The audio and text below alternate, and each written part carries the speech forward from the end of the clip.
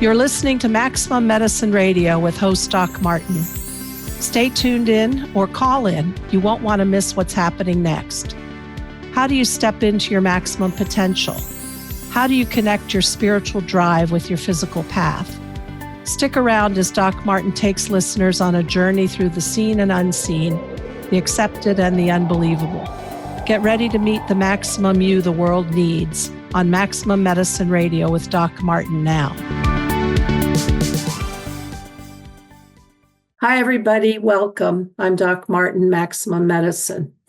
So I've probably told you that I scroll through social media and I land on Instagram or Threads or something, and somebody catches my eye. And it's usually somebody who has really made the most out of their life, who has overcome adversity or stepped from one path to another to find their true calling. And I landed, luckily, on Dr. Kim Johnson Hatchett. What I love about her, and I'll find out more, I'm only just meeting her in person tonight, is she has been a master of resilience, of being able to change her path, and now is in a leadership position, and she's a motivational speaker and an author, and I love that. So, Dr. Kim Hatchett, thank you for being here tonight. Thank you for having me. I really appreciate it. So you're a master of overcoming adversity. Do you have a story about that? I guess so, sure. So I I didn't grow up unprivileged. I grew up in a kind of a middle-class family. And my parents were high school sweethearts who grew up down the street from each other. I lived a kind of a cookie cutter life and went off to college, married my college sweetheart, and ended up getting divorced. And that really made me ask some questions. Shook you up? Ask questions. Say what? It shook you up. Well, it shook me up, but it also made me realize that I had an opportunity. Mm-hmm. And this was, looking back on it, it was a gift because I didn't have anybody else to answer to anymore but myself and God. And I felt like I was given the opportunity to really think about what do I really want to do with my life. I had a degree in finance because my older sister had a degree in business. So I thought, I like numbers, I'll do finance, but I really didn't love it. And one of my friends was in geriatrics. I had gotten the opportunity to do sales, got the holy grail of sales opportunities by doing pharmaceutical sales. And at this meeting called a Bone Club meeting, I was selling this osteoporosis medicine. I met this young lady who turned out to be one of my mentors and it was one of the most pivotal nights of my life. Because I met this young lady who was a geriatrics fellow at the time. So she had done internal medicine. She was doing geriatrics. So she was doing research on dementia. And she invited me to lunch. I had lunch with her and I started telling her about myself. And she said, "Do you really like doing sales?" I said, it's okay. I said, but I really enjoyed reading the package inserts of the medications. And I understood the pathophysiology and the pharmacology of the medicine, the disease and the medications. And she said, "You understand this more than most people." She said, "Are you sure you don't want to do get a PhD or something?" And I said, "I don't know. We'll see." I hadn't even really thought about it. And then from her, I met another young lady who was an internal medicine doctor. I met somebody else who was a surgeon. And slowly, my friend group started to become physicians. And they all looked like me. And I'm like, And so one day I was out running with a friend of mine. And I told her, I said, I think I might want to try to go to medical school. And without hesitation, she said, "Oh, yeah, you can do that. Easy. No problem." And I said, "Really?" And she said, "Oh, yeah, you're smart. You would do great with that." And that instant belief that she had in me made me think, well, damn it, maybe I can do this. And the reality is, was it easy? Absolutely not. But I had a vision in my mind that I could do this. And so much so that I remember I lived not too far from the school that I went to medical school. I went to St. Louis University. I didn't live far from there. And at the time when I thought, okay, maybe I'll go to medical school, I was working at night at General Motors as a logistics manager. So during the day, I would take like prerequisite classes like biology, chemistry. And as I was headed to work, I would stop at this school and walk in and walk around the medical school and just kind of look around to see what it looked like. And I would actually envision myself being there. I would walk past the wall where they had all the people, the class of this year, class of that year, and I could see myself being on that wall someday. You did And your own so, vision board. yeah, it was like I was living that. Mm-hmm. And I did it so much that the security guard, because it was kind of in the not a great area in St. Louis, and the security guard kind of just started to know that I was going to be there almost every day. So he never said anything to me. But that envisioning made, even when I had failures of getting into medical school, didn't stop me from thinking that it wasn't possible because I had envisioned it. Mm-hmm. So when I finally didn't get into medical school after trying several times, I actually tried 3 times to get into medical school and ended up going to a post-bac program only to end up back in St. Louis at that same school where I had envisioned myself being. You know, it all made sense. I could retrospectively look back and say, okay, I can see the pathway. I could see from that one meeting, that one faithful night, and how that changed the trajectory of my life. So I think just listening to all of the clues that were being laid in front of me kind of got me to where I am right now. You said 2 things I'd like you to expand a little bit on. One of them you said when your girlfriend said, "Oh, sure, of course, you're good at that," you instantly had confidence. And I was thinking that once way back in my life, I had a problem of self-confidence. And I stopped and I thought, I have amazing friends. And if they're amazing, I can't be that bad. Mm-hmm. Mm-hmm. So it's sort of being able to take somebody else's view of you and realize that you're doing your own self-doubt, that it's really not the real you. Yeah, that's true.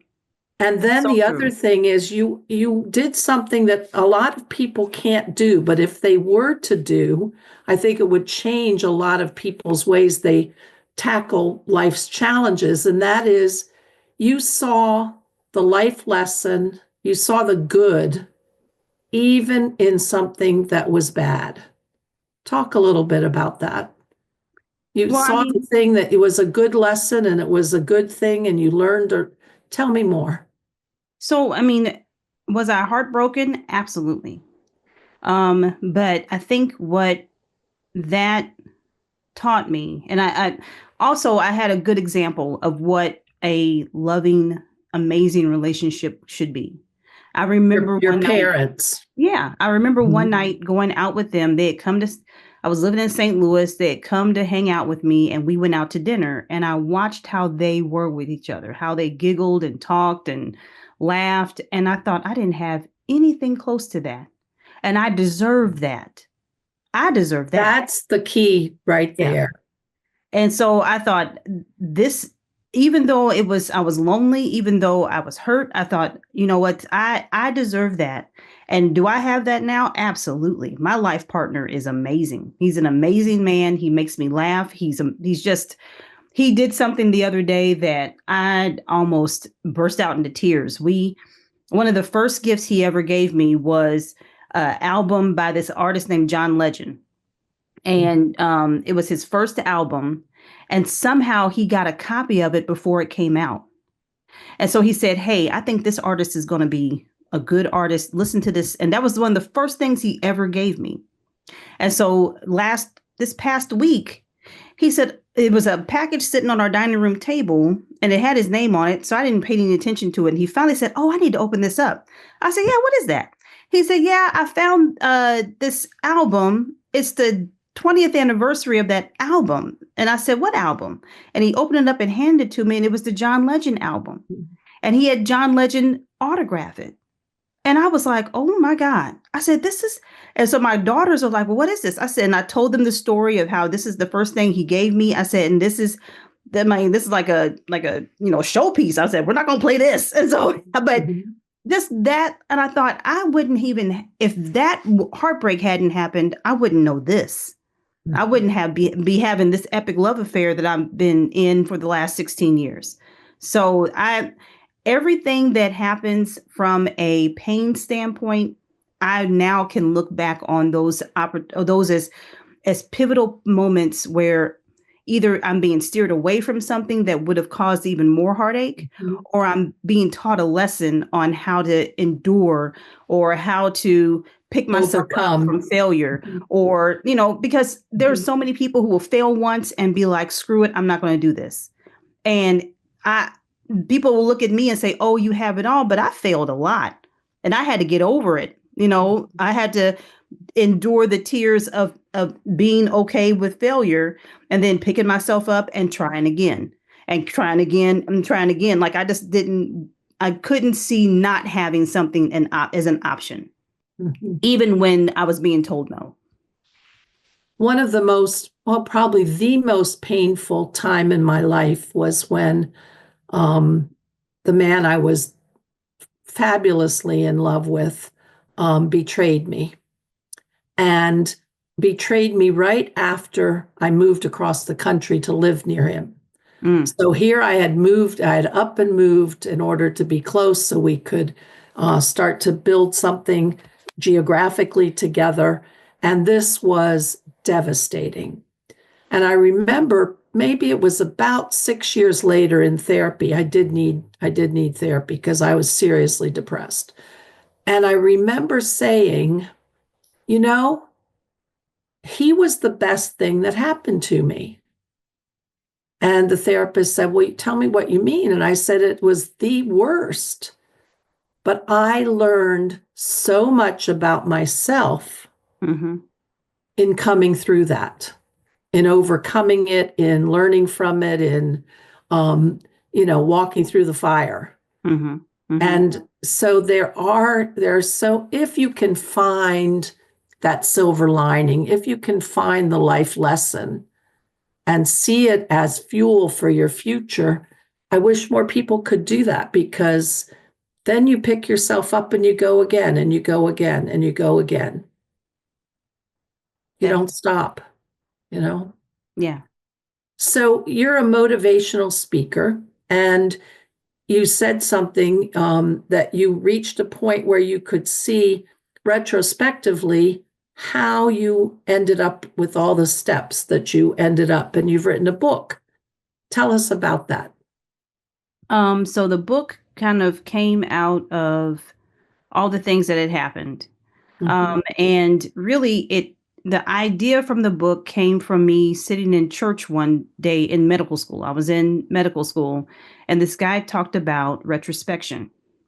And he said, what you need to do is sit there and think and look back and see how God has led you through all these different things and led you to this point right now. And then I sat there and thought about it. And I said, you know what? Retrospectively, like even where I'm at right now, I'm in healthcare administration. Mhm. My background in business led me to where I'm at right now. Even though my background in being around stroke victims, like family members who had strokes, family members who had neurological conditions, led me to picking the specialty that I'm in right now. I can look back and see all these little clues that were laid in front of me and see that I was being led to where I'm at right now. And so that book, that thought entered into my mind, and I thought, oh, I could write a book about that. And my dad actually told me, he said, you should write a book. You've been through a lot, you've done a lot. He said, you should write a book about it.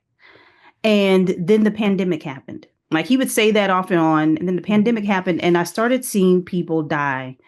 Like it was pretty awful. It's awful. Mhm. And there were patients that, they would start having seizures and we couldn't stop it.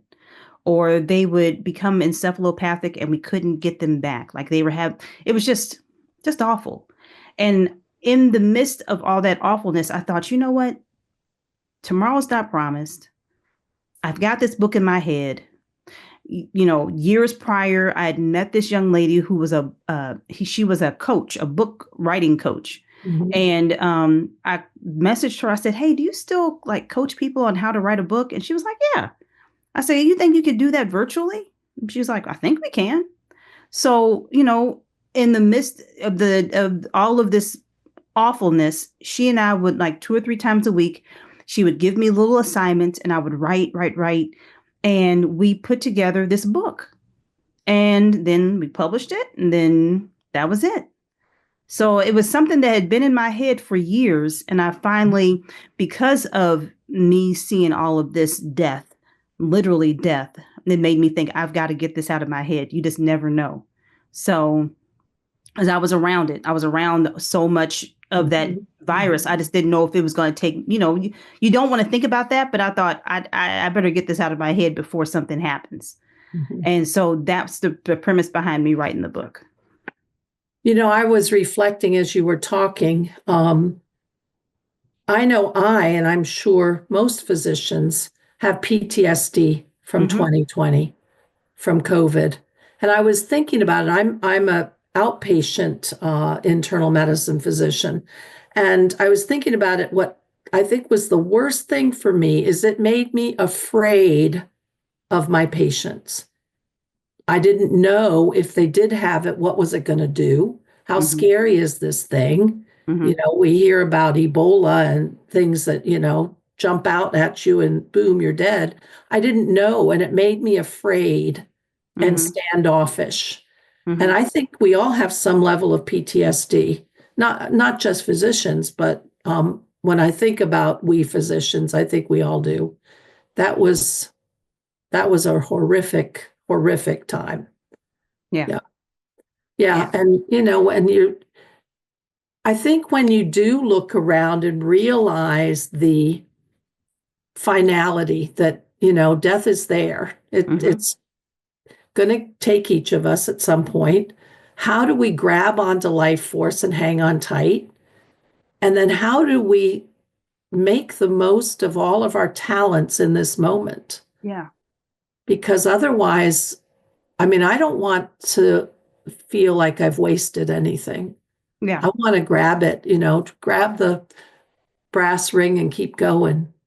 And I think that's one of the things that pushes me is that I don't want to meet my maker and he say, I gave you all of these talents and you didn't do anything with it. Mhm. And I just don't want to have, I want to hear you did a well done. You did a really good job with what I gave you. Mhm. And so that's probably at my core is my motivation. Why I push myself so hard is because I know that this at some point I will reach the end. And at the end, I want to hear that. I want to hear that you did everything that I put you on earth to do, Mhm. or at least you tried to do it. Right. What I have the same sort of thing, perhaps a little bit different flavor, and that is I believe in a soul. Not everybody does. I do, and I believe that our actions put black stains on our soul if we do bad stuff. Mm-hmm. Karma. And I want to be able to be as squeaky clean as possible at the end. Mm-hmm. That I've taken the challenge. It's the same thing you've said. I've taken those life challenges and I've done the absolute best. So that I go to St. Peter and he says, why should I let you in? And you say, well, I tried really hard and I overcame this and I overcame that. He'll go, okay, step on in, Mm-hmm. Mm-hmm. Yeah. So retrospective, how do you think lineage plays a role in you being able to look back and maybe back beyond your life, but to tap into your family lineage to give you courage, Mm-hmm. resilience, darn stubbornness, whatever it took you to keep going? I mean, and I'm lucky because I know some of my heritage back all the way like 5 or 6. I'm a fifth generation Missourian, fifth generation Missourian. So I can go back to my great grandmother, Mm-hmm. who I have no pictures of. But I know I have the picture of the day that she passed away, or the day of her funeral, Mm-hmm. and her family and her husband. And so she had about 15 children and her husband. And her husband actually got her out of slavery. He was Wow. white. And he got them to a little town called Sedalia, Missouri. And that's where they lived. And I think about what she had to go through, Mm-hmm. what they had to go through as an interracial couple. And then all of these children that they had, and being able to know who all these people were. Like my dad telling me, he remembers them and has a picture of him at the age of 2 and all of these older men around him.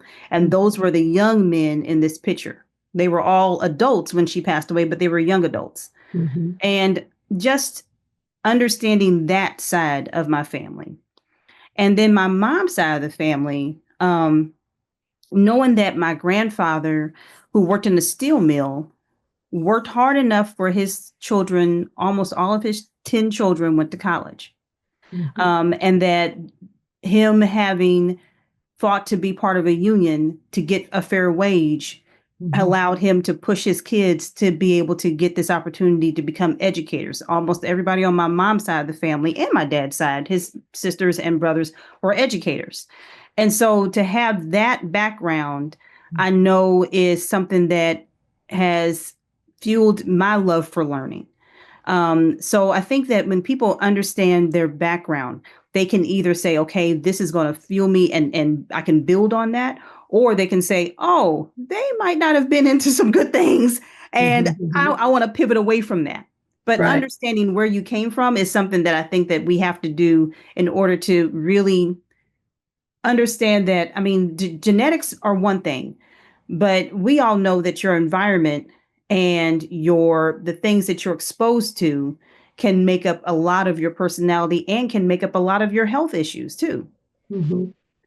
And I can just imagine um, if you saw, if you look back and see what your ancestors had to go through, and I can imagine, and I might do this on a different level over different issues than you do, but to not want to squander this life. Mm-hmm. Mm-hmm. Look at what they suffered, look at what they did. And I'm here because of their hard work. Don't screw it up. Yeah. Take it. I really believe there's an energy of our ancestors pushing us forward. Mm-hmm. And we can access that in prayer and meditation, looking at old photographs. I believe, and we can talk about the genetics of it. It runs in us. But I think that we can use them to literally, we say it as a phrase, but we can literally stand on their shoulders. Mm-hmm. Mm-hmm. If a person can stop and take stock and pull all of those good things biologically, energetically of your lineage, think about how that is building the fuel on the locomotive that's really rolling you down the track. Yeah, I do that. It's interesting. I moved to South Central Pennsylvania after residency. I was in residency in York, Pennsylvania, but I moved west to a really, really rural area. And everybody's like, why are you going there? I said, I don't know. I feel called to go here. I'm in practice probably about 10 years when I meet a gentleman whose last name is Vogelsanger. My last name's Martin, but I remembered all of a sudden that my aunt had sent me a photo of a great great aunt whose last name was Vogelsanger. So I said to him, I said, oh, this is interesting. I have a great aunt I never met. I don't even know what branch of the family she is, who's Vogelsanger. And he said, well, my cousin typed up our history. And these were 50-year-old men at the time who typed it on a typewriter, single space, lots of pages. Yeah. At the same time, my sister is doing genealogy. And she's tracking stuff, unbeknownst to me, and finds a connection to a Mennonite church that is literally an hour from here, from where I live. And at the same time, I hadn't talked to my sister. She hadn't shown me that yet. My patient comes and brings me a Xerox copy of this 25-page single-space typewriter. My sister tells me, oh, she located our relative's last name of Miller in this Mennonite church, literally an hour from where I am. I flip the pages as we look back in Vogelsanger's lineage and find my relatives on his list. Wow. So then I'm sitting there thinking, well, I felt really pushed to come to this area. I had no idea why. I've never been here. I was, I've lived here the longest I've ever lived anywhere because I moved everywhere when I was growing up. My dad worked for the Foreign Service. But it just makes me think our ancestors have a big role in our lives. Mm-hmm. Mm-hmm. However you see it spiritually. Anyway, so when you tap in, you love to learn. They were educators. You push forward. You didn't give up. You have strong faith. What else? How else do you think they guided you?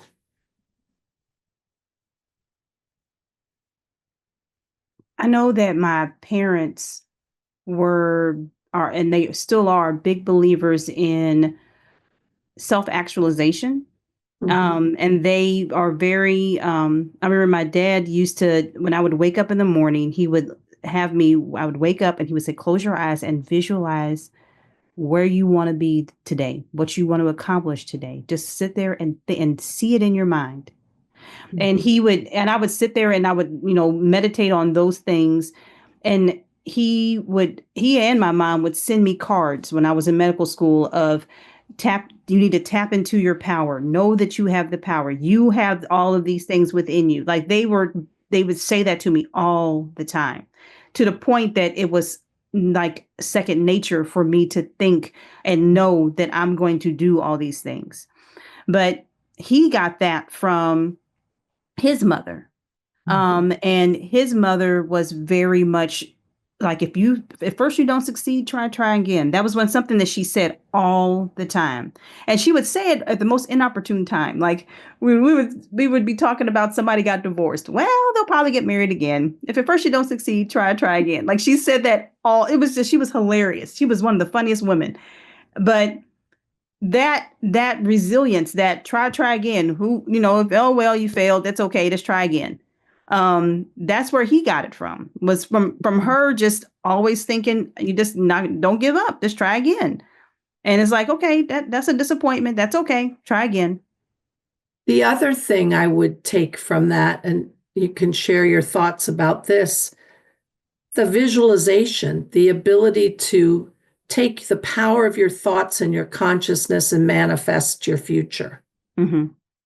I mean, because they're telling you, visualize it. You went to that school, you stepped in there, you felt yourself there. That's really real life manifestation, isn't it? And I think I didn't even realize what manifestation was until after the fact. Mm-hmm. Like I didn't realize I was doing that. Mm-hmm. Now I realize that that's what I was actually doing. I was not just manifesting it by doing that action. I was actually doing the work behind the scenes to make that happen. But that visualization fueled me to do the work and not give up, because I could see it so strongly. I could see myself in the little short white coat. I could see myself on the wall. I could see I was there enough that I saw students walking around. I said, this is going to be me one day. I know it. I just know it. And you talk about Pennsylvania. When I did my post-bac program, I was in Erie, Pennsylvania. Mm-hmm. And I have never endured lake effect snow until that year. And I said, Oh, Lord, look, I want to go oh, to medical school, but whew, can you get me that back to St. that Louis? was. I was driving to my girlfriend's just south of Buffalo one January, and lake effect hit, and I followed a tractor trailer because he made ruts, and Hmm. I couldn't see anything. And I thought, if I stop, I'm going to be covered up. Yeah. Oh yeah, I don't. God bless you for living there. Whoever lives there, whew, not me, not But you know me. what? You got used to it. I remember my parents came up to visit and it was like 40 degrees and I had the sunroof open and they were like, "What is wrong with you?" I said, "You have no idea what I have lived through. This is Oh, great. It's 40 degrees. The sun's out. Hey, we're gonna mhm. have the windows down. This is it was an experience. I'll say that." Yeah, yeah. When that snow comes, it comes hard and fast. Yep. Hard and fast, and they do not believe in canceling anything. They said, "Oh, you're gonna figure out a way to make it here." I was like, "Okay." Oh my, Here in the honest. Midwest, they'll shut down the schools, but they're like, "We would never have school, so we're not going to shut down. The Right, kids will right, just figure it out." right. So, but yeah. So I want to switch over. You're a neurologist, Hmm. and well, I think it's happening all over the world, at least in westernized countries. But I'd like to talk about ways that take the ways that we can continue our longevity of our cognition, continue how to really protect our mental health, Hmm. how to protect ourselves as we age, and it's probably not ever too young to start. That's true. So I'd like to spend, we probably have about maybe 20 minutes left. I'd like to spend the last few minutes of talking about what you've learned as a neurologist, the things that can help, the things to steer away from, things as a physician who specializes in brain health. The big thing, there's a few big things that I've noticed that in my patients who have certain habits and don't have certain habits. Mhm. So this is something I got a lot of flack on, which is okay. But alcohol. Alcohol is one of those things that I have come to realize that no amount of alcohol is okay for your brain. I told Mhm. one of my friends, she was like, "Well, why don't you drink?" And I said, "Because it's a direct neurotoxin." And she said, "What do you mean?" I said, "It's a direct," I said, and she's a physician. I said, "Well, you understand what I'm saying?" I said, "It's a neurotoxin. It kills brain cells. So why would I drink it?"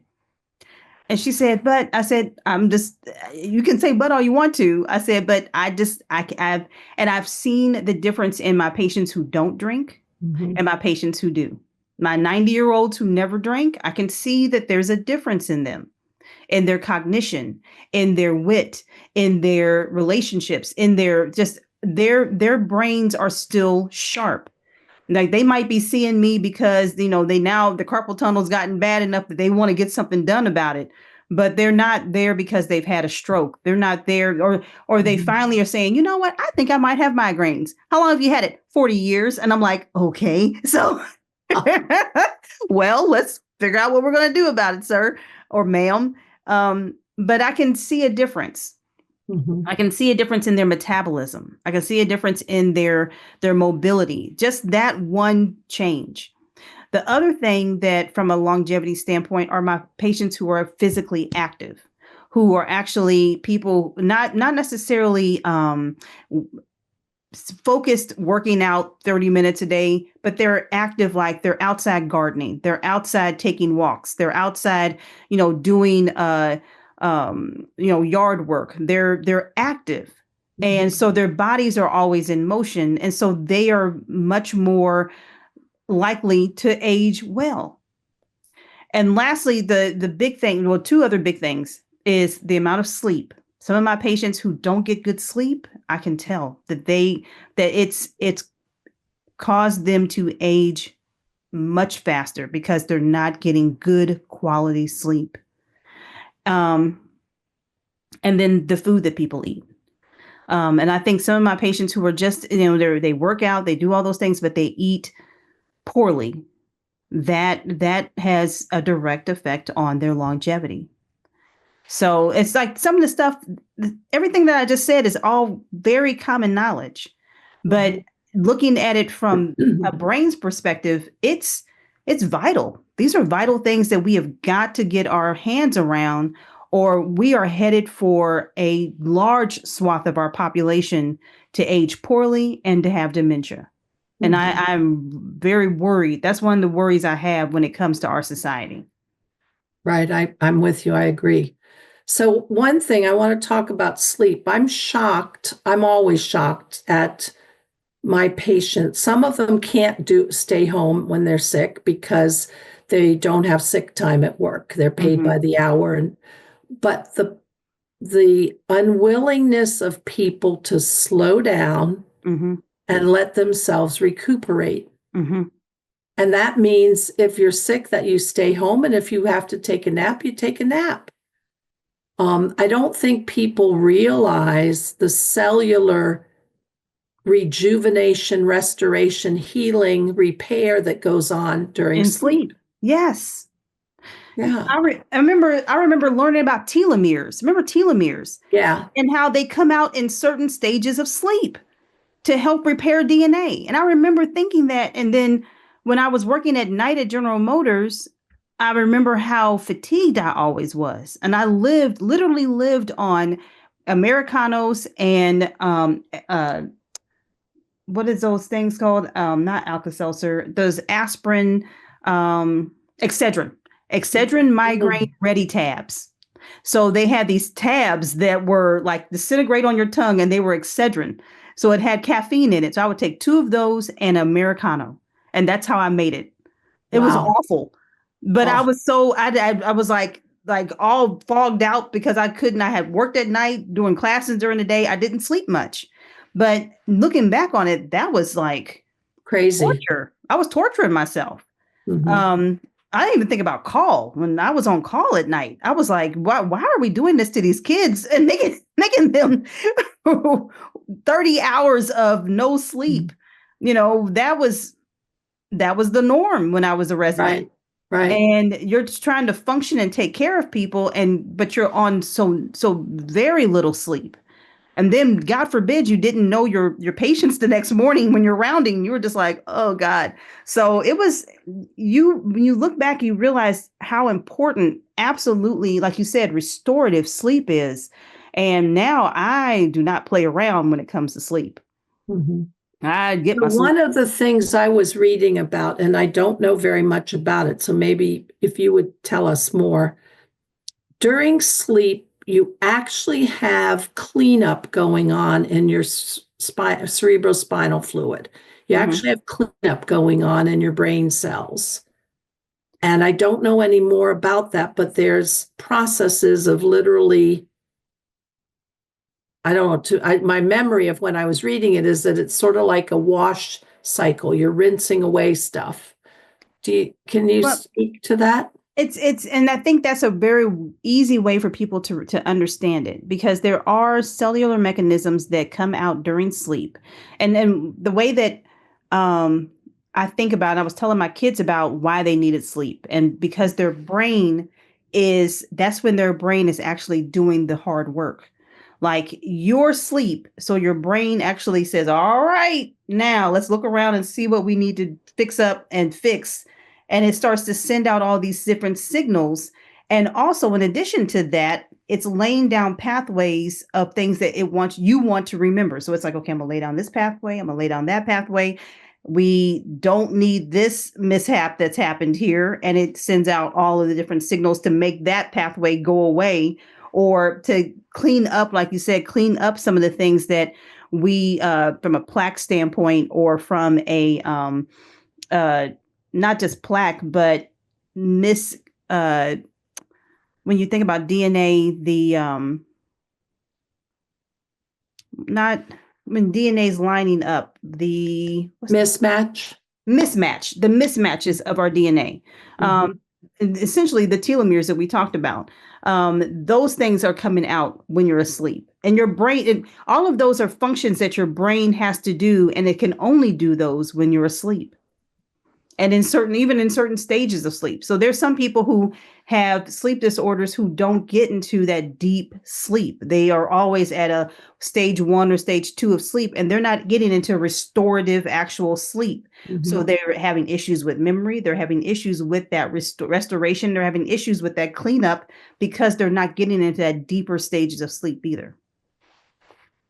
The other thing, and I would like to hear your thoughts on it, that I try to tell my patients, um, do not drink artificial sweeteners.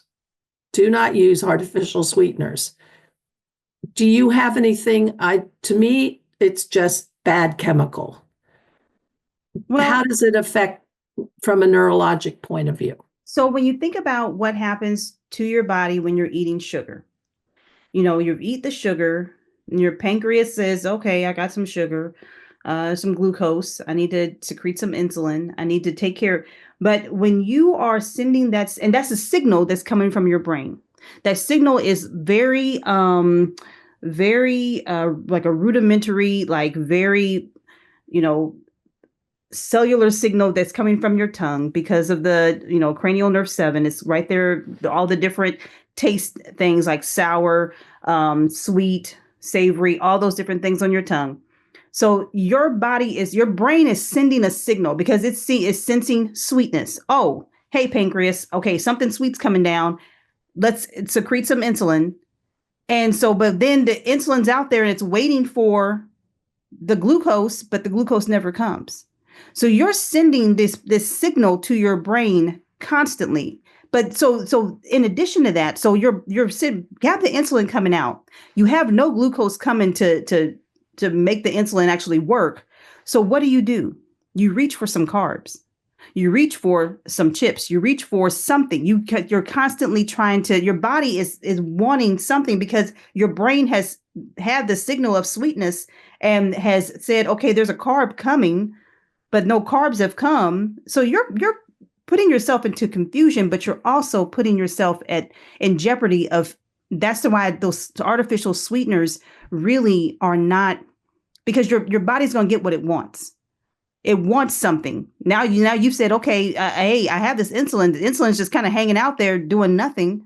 So then you build up insulin resistance. I mean, the artificial sweeteners are like of the devil. They are not what we want to be given to our patients. And I'm very, if you're going to eat something sweet so that your brain sends that signal and it actually has something to work with, because you actually have eaten some real sugar. And if you do that, then you're constantly jacking up your insulin levels, and Yes.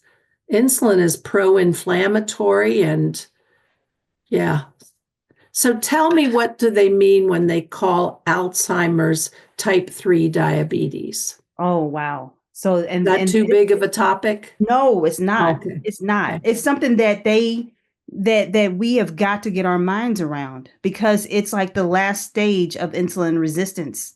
Because they're seeing that Alzheimer's is not a plaque disease. It's not this dementia disease, or that is from people having high cholesterol or high blood pressure.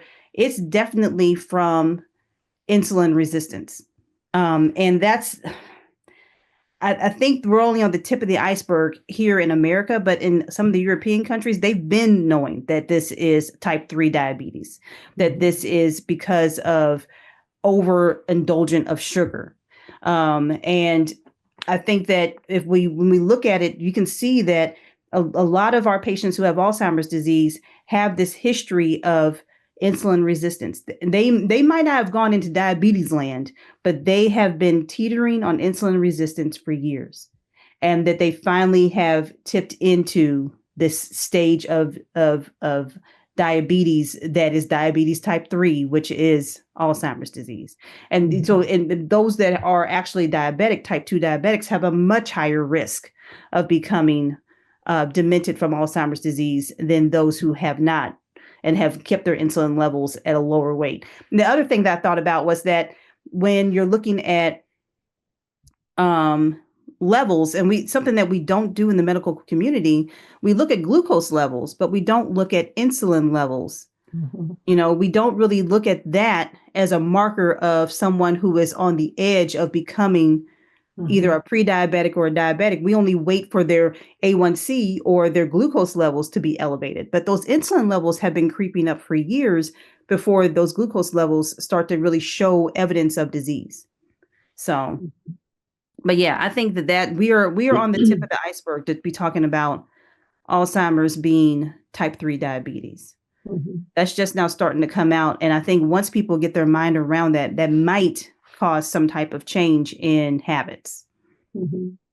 So if you were going to suggest to people, besides staying active, and you mentioned, it's interesting, all the things you said, your patients who stay active, they're all outdoors, all of your examples. So I personally would say nature is your friend.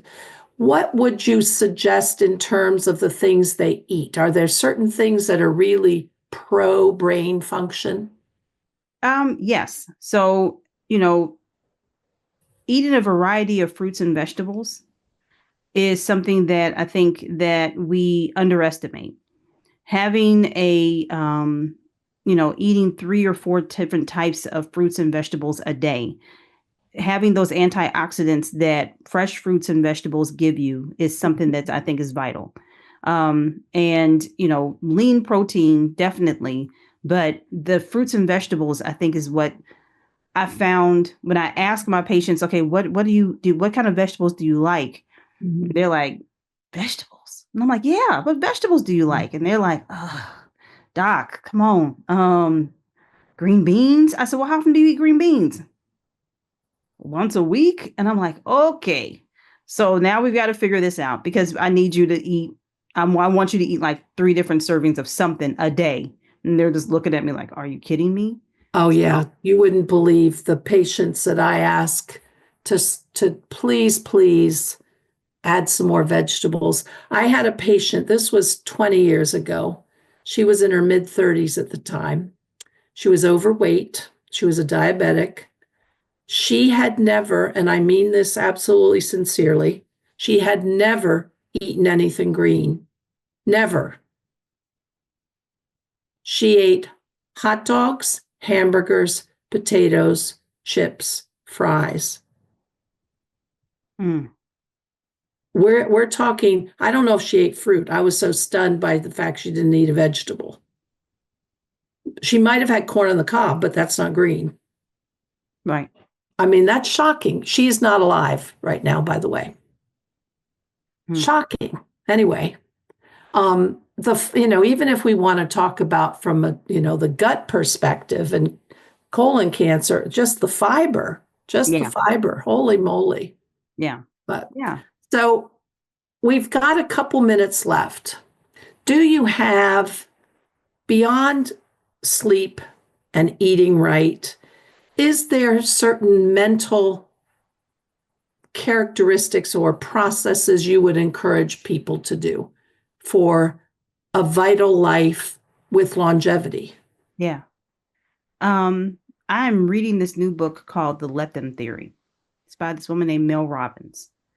And it is something that when I look back at how my mom is, how people I've seen who age well, it's a very give, zero cares about what other people think about them. And they just let them be. Like, if someone's going to act crazy, let them. If someone wants to do something else, let them. Like something that you don't agree with, let them do it. And not worrying about things that you have no control over. So like a daily dose of serenity prayer. Yeah. Yes, absolutely. Yes. And I think that is one of the things from a mindset standpoint that I feel like could really benefit so many people, because we are bombarded with the dumpster fire of things that are happening in this world. and you want to do that. You want to just not see it, but you see it, and you want to. If you have any type of empathy within you, it starts to weigh on you. Yeah. And so having a let them mindset about some of the things that are just really dumb, like really that's dumb, but let them. Or really It avoids you getting enraged. exactly. And the Absolutely. enrage, if it's not bad for your psyche, it certainly is pro-inflammatory. Yes. Yes. But, my girlfriend has started to adopt this. Sometimes it sounds so corny, but, we get triggered by the world today. You could go over the edge if you worried about it too much. But she goes, okay, you do you. Mm-hmm. You do you. But that relinquishing the idea that you want to or you have to control something that truthfully you have no control over. And I'll extend that a little bit into a spiritual fashion. Bring yourself back to following the flow within yourself that comes from your mind, from spirit, from God. Mm-hmm. Quit thinking that you're always the one in charge, because it really is your soul and God, in my opinion. So, sort of for me, I'll just share a quick story. I struggled for 6 weeks with my 10-year-old black lab who wasn't eating, and I wanted to fix him. I was committed to getting him through that. And I pushed and I prayed and I held on, and I probably emotionally encouraged him to stay longer than he needed to. Mm-hmm. And I finally had to turn it over to God. I had to, because there's something about allowing the source, the presence bigger than myself, to be in charge. And it was between him and my dog's choice, between God and my dog's choice, because I wasn't sleeping for 6 weeks. I wasn't sleeping well, worried. That's, what good did it really do me? Yeah. And all it does is add to that anger and that worry and that inflammation of psyche, which does show up in our bodies, I Oh, yeah. believe. That that's hard to step out of when you're triggered, Mm-hmm. but Definitely. also bringing it back to what you said at the very beginning, having your decision when you see it in your mind's eye on your own vision board in the morning, and saying how you want your life that day to go. Your choices, the things you're in charge of, you're putting the fuel in your locomotion motion train, you know, Yes. all this stuff. There's a lot of chaos out there. If you get triggered by all of it, you could go under, couldn't you? Definitely. Mm-hmm. Definitely. We're out of time. Do you have anything you want to say to the listeners? And tell them, if you would, your website so they can look about your book. Sure. So, I truly want to say thank you for giving me this Mhm. opportunity to reach your listeners and to just to have this great conversation with you. Your Thank spirit you. is amazing. You're someone that I could probably listen to and I was just like drawn in to listening to the stories and the lessons. And so I think that tapping into each other, even though we might come from very different walks of life, we have a commonality in our love for wanting people to live their best life, for them to transform their lives to actually know that they have the opportunity to be great, and that everybody has that potential within them. So that's what I would want your listeners to know, that they have that opportunity, and it's up to them to listen to what their spirit's telling them that they should be doing, and to stop and look back and really see the clues that have been left for them. The stepping stones. Yeah, the stepping stone. Yeah. I am pretty active on Instagram and a little bit on TikTok, the tickety tock, at Dr. Kim Neurodoc. My website's drkimberlyjhatchett.com. I have a newsletter there that has actually grown quite large, called The Bluff, the bottom line up front. And it's something that it's like a passion for me to give information. It comes out every other week. You can sign up for that on the website. Dr. Kimberly Johnson Hatchett, conqueror of adversity, master of resilience, master manifester, and you can find her on her website and on Instagram. And thank you so much for connecting with me. It was wonderful talking with you. And you too. Thank you. Thank you. You've been listening to Maximum Medicine Radio with Doc Martin. Tune in next time while the doc talks health, spirituality, and the impact your beliefs have on every part of who you are, body and soul. Doc Martin unpacks the challenges we face as human beings and teaches callers to open the door between the scientific and the mystical. To learn more about Doc Martin and Maximum Medicine, visit www.sharonmartinmd.com.